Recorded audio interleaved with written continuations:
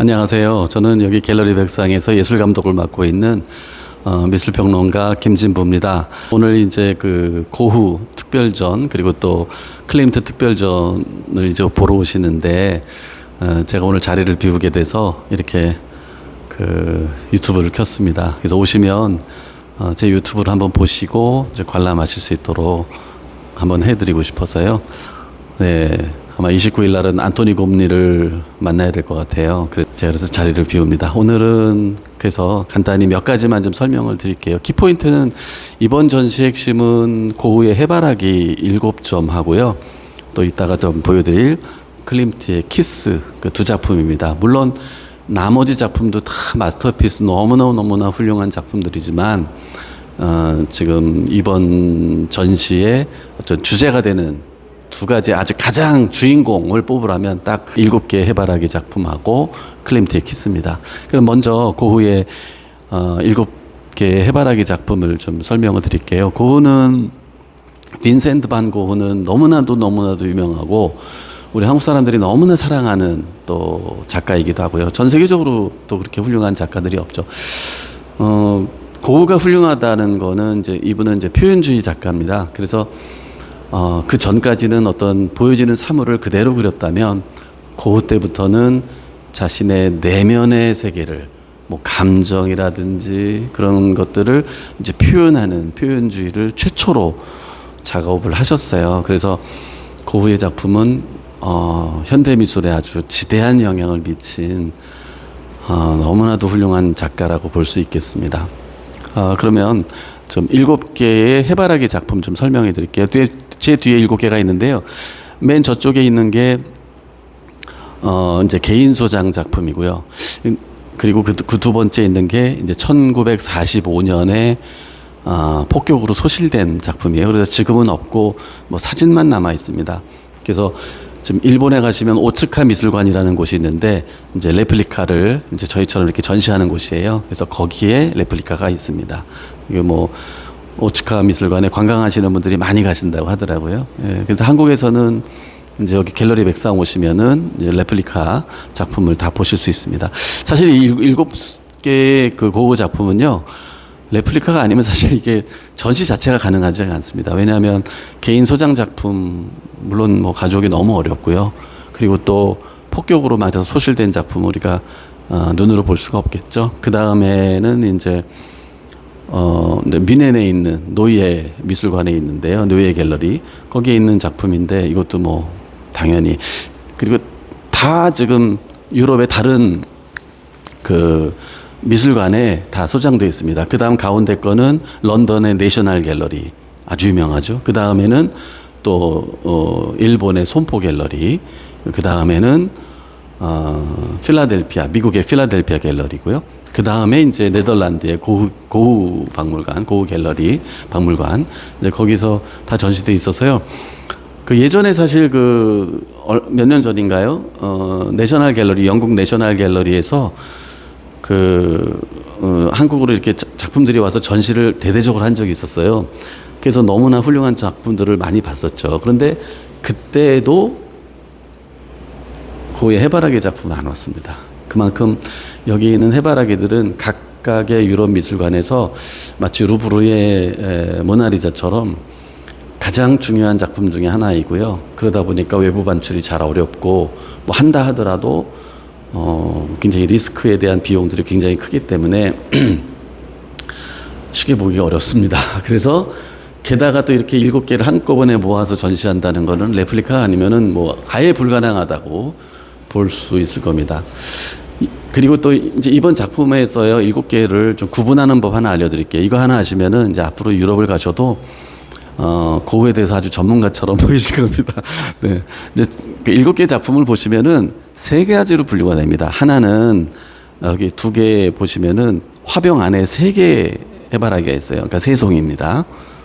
땅에 떨어진 거 말고요. 위에 화병에 있는 작품이 3송이. 그 다음이 이제 하나가 이렇게 돼 있는 게 12송이. 그 다음이 밑으로 양쪽에 2개가 이렇게 나와 있는 게 15송이. 예, 그래서 1, 2, 3, 4가 이제 초기 작품입니다.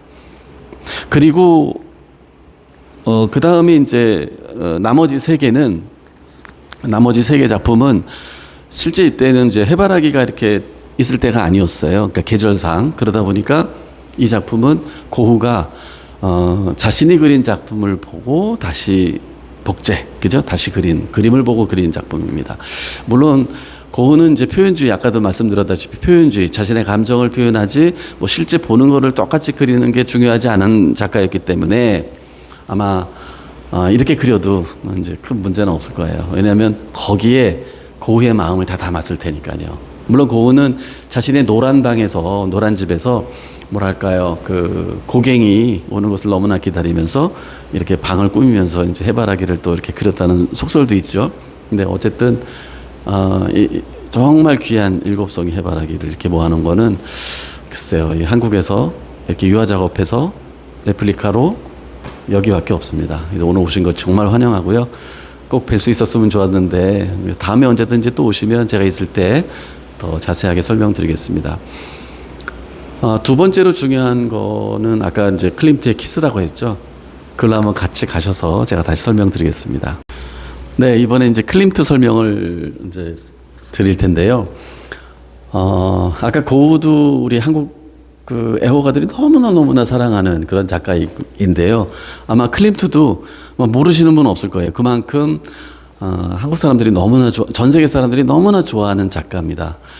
클림트의 이 키스가 이번에 좀 새로 작업이 됐는데요. 이거는 그야말로 클림트의 황금식이라고 하는 아주 이렇게 보셔도 금이 번쩍번쩍하죠. 저희가 이거를 레플리카 만들면서 실제 금을 사용하고 유화를 사용하면서 실제 금을 사용해서 작품을 만들었습니다. 그래서 그 클림트가 실제로 작업했을 때도 금으로 이렇게 했거든요. 그래서 그 모습을 그대로 재현을 저희가 해봤습니다.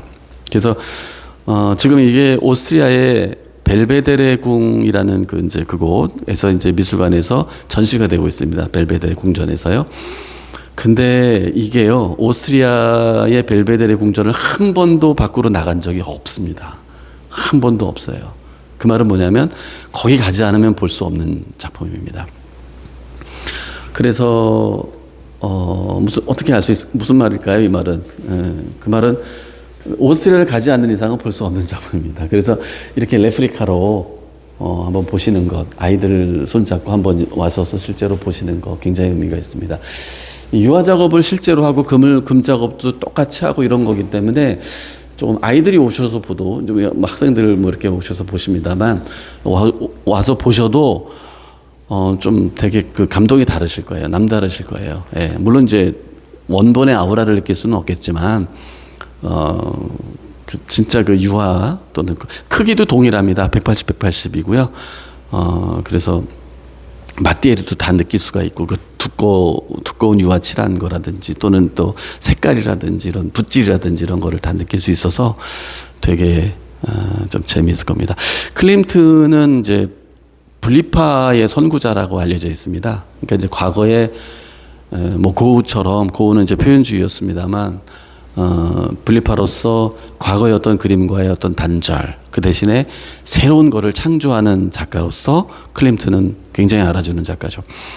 특히나 클림트는 이제 장식주의 또 상징주의가 여기서 이제 파생돼서 발전되었습니다. 이건 1908년 작품인데요. 클림트는 그만큼 미술사 쪽으로 그리고 미학 쪽으로 굉장히 큰 가치가 있는 작가로 알려져 있습니다. 이제 과거에 고전주의, 사실주의 작품에서는 뭐 입체적이고 그죠, 완근법이고 뭐 이런 것들이 강조됐었는데 마치 실제로 그 사람을 우리가 봤을 때, 우리 인간이 봤을 때 인간 중심에서 그 작품이 어떻게 보이느냐 이런 거를 많이 따졌었는데 이 작품은 어떻겠습니까? 약간 좀 평면적이죠, 장식적이고 그리고 현실적이지가 않아요, 그죠? 그래서 상징주의적이고 아주 여러 가지들을 내포하고 있는 작품입니다. 여기 잘 보시면요, 옆이 좀 낭떠러지 같아요. 여기에 대해서 해석들이 분분합니다. 여러분들은 어떻게 해석하시겠어요? 낭떠러지로 떨어뜨리? 아니면 절대적인 사랑을 의미하는 걸까요? 예. 그거는 이제 보시는 분이 한번 평가를 내리시면서 해석을 하는 것도 재밌을 것 같아요. 이제 여기서 잠깐 뭐 현대 미술이랄까요? 현대 미술을 보는 방법을 하나 말씀을 드릴게요. 현대 미술은 옛날에 과거의 미술은 얼마나 똑같이 그렸느냐, 얼마나 사실적으로 그러느냐가 판단 기준이 되니까 명확하죠. 똑같이 그리면 잘 그린 거고 조금 이상하면 똑같지 않으면 못 그린 거잖아요. 근데 현대미술은 그렇지 않습니다. 현대미술은 얼마나 새로운 것을 창조했는지, 그러니까 창조라는 게 새로운 것을 만드는 거잖아요. 또 하나는 그 창조한 것이 얼마나 의미가 있거나 가치가 있는지, 이런 거에 따라서 판단이 됩니다. 그러다 보니까 우리가 그 그림을 감상할 때는요, 작가의 의도는 그렇게 중요하지 않습니다. 사실은요. 네, 우리가 물론 그러니까 이제 중요한 거는 감상자의 몫입니다. 감상자가 어떻게 감상하고 어떻게 보고 어떻게 느끼고 또 어떻게 해석하는지, 그게 가장 중요합니다. 그래서 근데 미술관에 가셔서 이거 내가 이거 잘 몰라서 어떻게 하지 하시지 마시고 그림을 보고 마음껏 오랫동안 보면서 마음껏 자신이 한번 해석하고 느낄 수 있어요. 물론 이제 전문가들, 뭐 평론가들이나 또는 미술관 큐레이터들이나 어떤 뭐 그런 사람들은 작품의 어떤 가치나 뭐 미술적으로 정리를 해야 되기 때문에 뭐랄까요, 그 작가의 의도라든지 이런 것들을 계속 연구를 하죠. 그래서 그분들이 이제 자료를 주시고 하는데, 그런 것들을 보면서 이제 지식을 얻을 수는 있지만 실제 감상은 그게 아니다. 결국 우리 평론가 같은 사람들도요, 결국에 가서는 이제 이 작품을 그죠? 어느 누구도 알 수 없는 해석들을 해나가죠. 결국 작품의 감상은 관람자들의 몫이다. 네. 이렇게 설명을 드릴 수 있겠습니다. 여기에 이제 인상주의 작품이 많아서요. 그러면 하나만 더, 너무 작품이 많지만 인상주의에 대해서만 하나 더 설명하겠습니다. 네, 지금 여기 보시는 이제 다 여기 따라오셨죠? 여기 이제 이 작품이 인상주의의 시작을 알리는 작품이었습니다. 대단했습니다. 이 작품이 당시에 전시됐을 때는요, 그냥 막 너무너무 쇼킹했어요. 우리도 지금 현대미술 중에 막 이해 안 되는 거 보면 막 느낌이 확 그냥 다르잖아요. 그런 것처럼 그때 당시에는 너무나 사실적이고 또는 막 여신의 나체를 그린다든지 막 너무나 아름다운 것을 사실적으로 그리는 그런 시대의 작품들을, 그런 작품들이 아주 각광을 받는 시대였기 때문에 이렇게 붓질 몇 번으로 쓱쓱 그리는 작품은 그냥 한마디로 막 난리가 났었어요. 그래서 그때 평론가 한 분이 이걸 보고서는 이게 그림이냐, 참 인상적인 그림이구나. 그래서 임프레셔니즘이 그때 임프레셔니즘이라는 인상주의라는 말은 사실은 그 작품에 대한 비판에서 시작이 됐던 겁니다. 그런데 이제 인상주의 작품이 이게 1874년도에 처음에 인상주의 전시를 시작했어요. 그래서 작년이 150주년이 되는 해였습니다. 그래서 작년에 저희가 여기서 대대적으로 인상주의전을 했고요. 이번에는 후기 인상주의인 고흐와 클림트를 중심으로 해서 인상주의와 후기 인상주의를 좀 같이 전시하는 그런 이번 전시입니다. 네, 모네의 수련 작품부터 이제 설명을 드릴게요. 인상주의에서는 그 창시한 분이 클로드 모네, 잘 아시죠? 클로드 모네의 작품인데요. 1874년에 이제 그 첫 전시를 하면서 인상주의 됐고요. 그래서 가장 인상주의를 잘 알 수 있는 작품이 이 수련입니다. 네, 수련. 그 수련의 작품인데, 이 작품은 말씀드렸다시피 어떤 색이 아니라 빛을 그렸다고 그랬잖아요. 그래서 그 어떤 붓터치를 몇 번 해가지고 그 빛을 그립니다. 그러니까 다시 말해서 우리가 어떤 물건을 봤을 때 사실 빛이 없으면 보이지 않잖아요. 근데 빛이 들어간 순간 거기에서 색이 발생되면서 우리 눈을 통해서, 우리가 인상을 통해서 그것을 인식하게 되는 거잖아요. 그 인식되는 그 순간을 그리는 거죠. 네, 그래서 이 인상주의 작품은 실제로 여기 수련을 보면은 시간에 따라서 이렇게 그 빛에 따라서 변하는 것을 볼 수 있어요. 그 해가 이렇게 돌기 때문에 빛이 변하잖아요. 그에 따라서 시간에 따라서 변하는 작품을 그리고 있습니다. 그래서 이 수련 작품, 이 연작을 전문가들은 그 우주를 담았다. 왜냐하면 이제 우주에서 태양이 도는 것을 시간에 따라서 빛이 변화를 그렸기 때문에 우주를 담았다라고 표현합니다. 실제 이 그 연작의 원본은 프랑스 파리 가시면은 튠레리 공원이라고 이제 루브르 박물관 옆쪽에 튠레리 공원이라고 큰 공원이 있어요. 그 공원 끝쪽에 오랑주리 미술관이 있습니다. 그 오랑주리 미술관에 가시면 이 수련이 굉장히 몇 달 긴데 이거를 이제 둥그렇게 만들어 놨어요. 그래서 많이 움직이지 않고 앉아서 이렇게 돌으면서도 전체를 다 볼 수 있게 이렇게 만들었습니다. 그래서 한번 파리 가시면 틸리르 공원 옆에 오랑주리 미술관 꼭 한번 가셔서 1층에 꼭 보시길 바라겠습니다. 그리고 마지막으로 한마디만 더 드리면요. 이 인상주의 작품은 의미가 있는 게요. 기존의 사람들이 아까 말씀드렸다시피 색을 보던 걸 빛을 본다고 했잖아요. 그러니까 그런 겁니다. 그러니까 지금까지 모든 예술, 현대 미술을 하는 모든 작가들의 그 훌륭한 것은 무엇이냐면 새로운 창의성입니다. 새로운 것을 가장 가치 있게 또 가장 의미 있게 만들어내는 것이 바로 예술가들이고요. 훌륭한 예술가들이고요. 그런 것이 바로 성공의 조건이죠. 아마 우리 여기 오늘 오신 학생분들이나 이런 관람자분들도 마찬가지입니다. 우리의 삶도 얼마나 창의적으로 그렇게 사느냐. 그래서 그 창의적인 것이 얼마나 의미 있고 가치 있느냐에 따라서 우리의 삶의 성공이 결정되는 것이죠. 그래서 앞으로도 우리 여러분들의 모든 삶이 창의적이고 또 의미 있고 가치 있는 예술적인 삶이 되시기를 무슨 일을 하시든 바라겠습니다. 오늘 이렇게 와주셔서 감사합니다.